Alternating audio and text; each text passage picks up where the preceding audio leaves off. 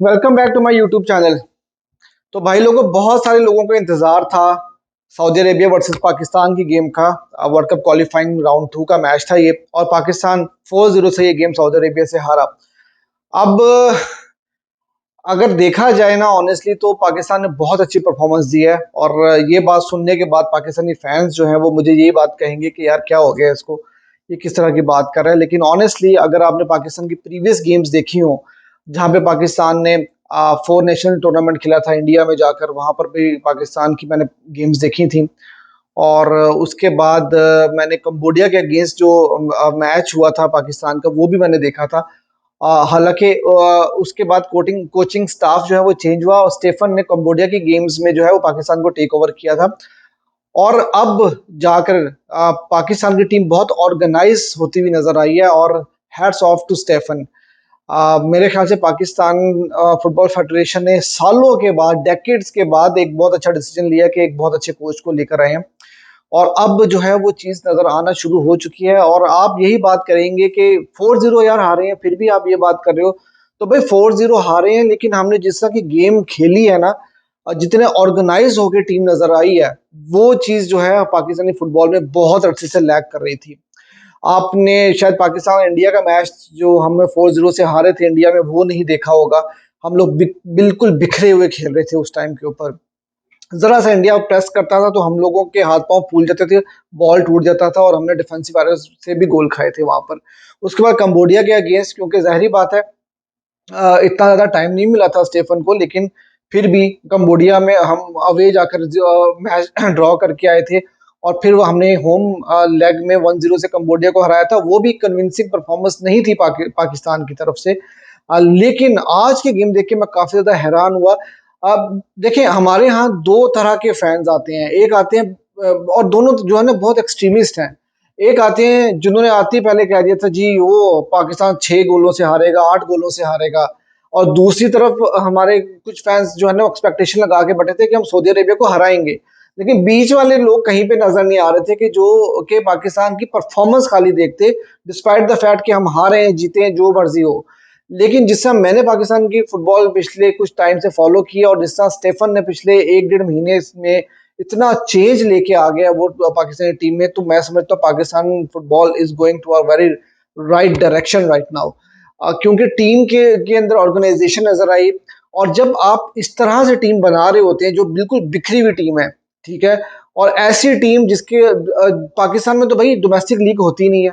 सारे लड़के आप बाहर से लेकर आए हैं जो यूरोपियन लीग्स में खेल रहे थे। कोई डेनमार्क में खेल रहा है, कोई इंग्लिश प्रीमियर लीग में खेल रहा है, कोई सेकंड डिवीजन में खेल रहा है, कोई किसी डिवीजन में खेल रहा है। लेकिन इसी तरह आपको टीम बनानी है, और इसी तरह आपकी फुटबॉल जो है वो आगे जाएगी। ठीक है, और मेरे ख्याल में जो आपकी टीम है वो बहुत अच्छा खेली, बहुत ऑर्गेनाइज खेली। और जब आपको इस तरह से टीम बनानी होती है ना भाई, तो उस उसमें जो है ना, सबसे पहला काम आपको क्या करना होता है कि आपको डिफेंसिव ऑर्गेनाइजेशन बनानी होती है। और यही चीज जो है वो कही की है स्टेफन ने।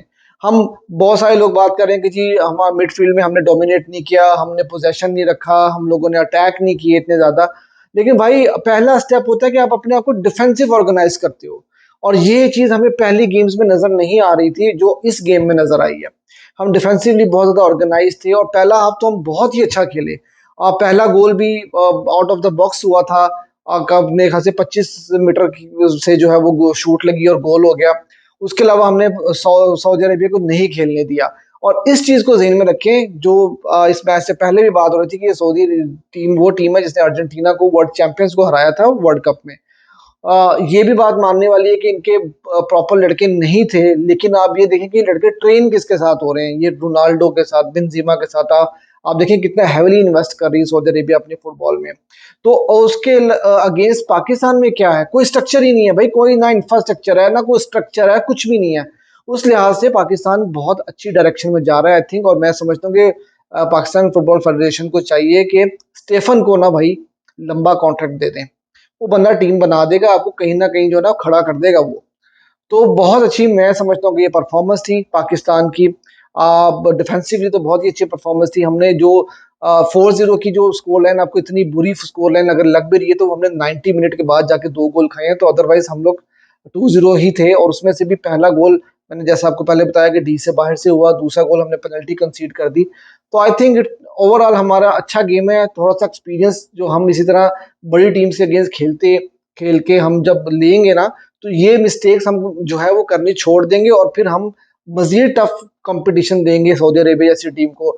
अगली दफ़ा हम जब इनके साथ खेलेंगे तो हम शायद 2-0 हारें, फिर 1-0 हारें, शायद ड्रॉ कर जाएँ फिर। आहिस्ता, आहिस्ता, आहिस्ता, आहिस्ता ये जो है ना ये प्रोग्रेसिव चीज़ है और इसी तरह से ही टीमें बनती हैं। अब मैंने स्टेफन का जो है वो मैच से पहले का इंटरव्यू देखा था, उसमें उसने ये बोला था कि भई जब तक मैं ये इस टीम के साथ हूँ ना, तो इस टीम को आसानी से हराया नहीं जा सकता। आपको विन जो है वो अर्न करनी पड़ेगी और वाक़ई में सऊदी अरेबिया ने विन अर्न की है, इतनी आसानी से पाकिस्तान ने दिया नहीं है। आप स्कोर लाइन को छोड़ दें। और फिर उसने ये बड़ी अच्छी बात कही है रिसेंट इंटरव्यू में कि मुझे चाहे दुनिया के किसी भी मुल्क में ट्रैवल करना पड़े, लेकिन मैं पाकिस्तानी प्लेयर्स को वहां से ढूंढ के निकालूंगा और इस टीम को बनाऊंगा।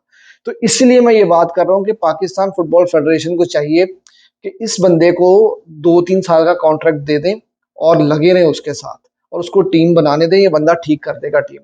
और देखें, जब आपकी टीम बिल्ड कर रही होती है ना, तो आपको डिफेंस पे ही बिल्ड करना होता है, आपको काउंटर अटैक के ऊपर ही चलना होता है। हमने पहले हाफ में भी 2-3 बड़े अच्छे चांसेस बना दिए थे, अगर वो हेडर लग जाता तो गोल में चले जाता तो गेम थोड़ी सी चेंज भी हो सकती थी और लड़कों में कॉन्फिडेंस भी आ जाता। मैं समझता हूँ कि बहुत अच्छी गेम थी। 4-4-2 फॉर्मेशन के साथ हम खेल रहे थे और आप दूसरी गेम्स भी अगर उठाकर देखें तो ऑस्ट्रेलिया ने भी बांग्लादेश को बहुत बुरी तरह 7-1 से हराया, कतर ने भी 8-1 से मेरे ख्याल से अफगानिस्तान को हराया। ये उसी लेवल की टीम है, सऊदी अरेबिया लेवल की टीम्स हैं ये सारी की सारी। और ये आप एक्सपेक्ट करते हो इनको वर्ल्ड कप क्वालिफाइंग में क्वालिफाई करते हुए, ऑस्ट्रेलिया, कतर, सऊदी अरेबिया।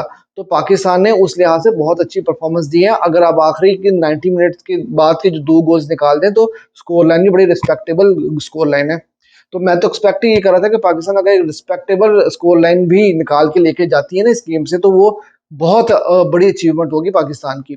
अब ओटिस खान की परफॉर्मेंस अगर आप देखें तो मैं वही बात है कि आगे आपको इतने ज़्यादा ऑफेंसिवली ज़्यादा चांसेस मिले नहीं, आपने इतने ज़्यादा क्रिएट नहीं किए, लेकिन आप फिर भी बहुत अच्छा खेले, आपने फिर भी कुछ ना कुछ चांसेस ज़रूर बनाए इतनी बड़ी टीम के अगेंस्ट।